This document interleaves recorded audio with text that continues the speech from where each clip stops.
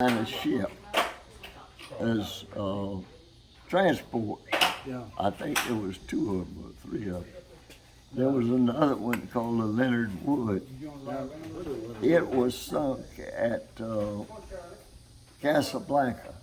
That was the first invasion that was made. I wasn't there at that time. It come back to the States. They refurbished it some more, my ship, the sister ship, and put all this war. Well, what they did, a lot of it was take the wood deck. It had this nice wood deck for transport. And wood deck, when a bomb hits, it splitters. Right.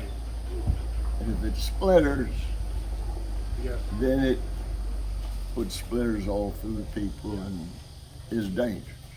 So they took it down to the steel, and painted, took all that fine, pretty wood. How many trips would you make in your little boat to the shore?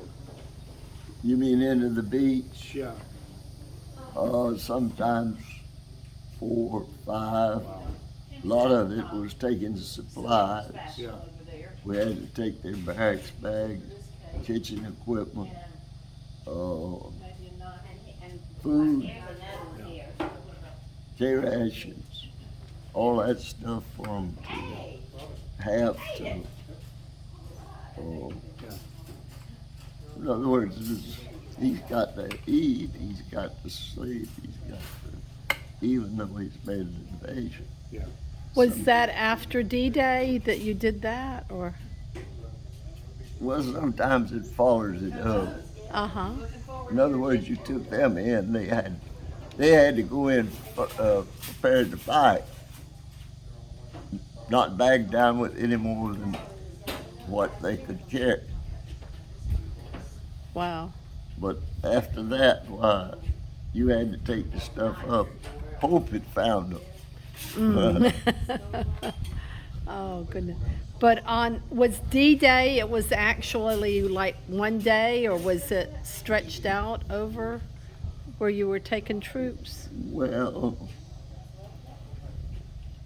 there was a bunch of boats that followed us Right.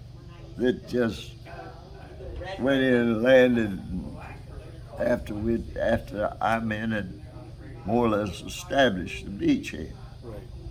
In other words, you had to establish it to get it where the fighting, or at least you moved them back far enough that they couldn't do you, just blow up everything you carried in. And they also carried some, they trained them out there, done these glider Yeah. planes.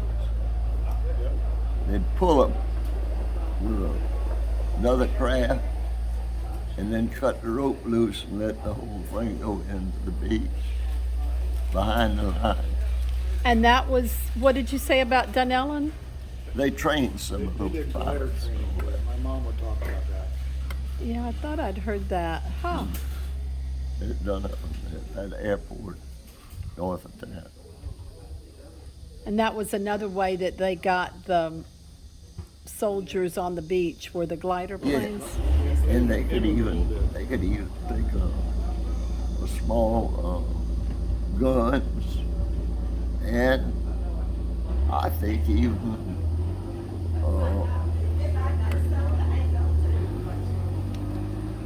I don't know exactly what all they They could carry like a took, but they jeep or took something enough like that. stuff in there. Oh, really?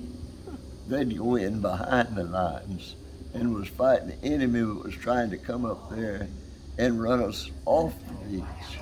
And they would come in behind and Oh. fight them from behind so that they couldn't go up there in the front. Oh, that was a good strategy. But those gliders were rough. A lot of them. A lot of them they just tore up when they hit trees whatever. You can't control You them. can't, So you there are a don't, lot you of- can't take a second pass. A lot of casualties on the gliders. How many trips did you make back and forth in one day, that day that you were putting the first soldiers out there? Sometimes 3, 4. Wow, and you were going across the English Channel? No, they're offshore, and he's getting people Oh. off, See, off we a big boat. were in a ship. Yeah, Okay. I mean, this big transport. yeah. It was the old, as I said, it was the old President Roosevelt line. It held 600 and some odd,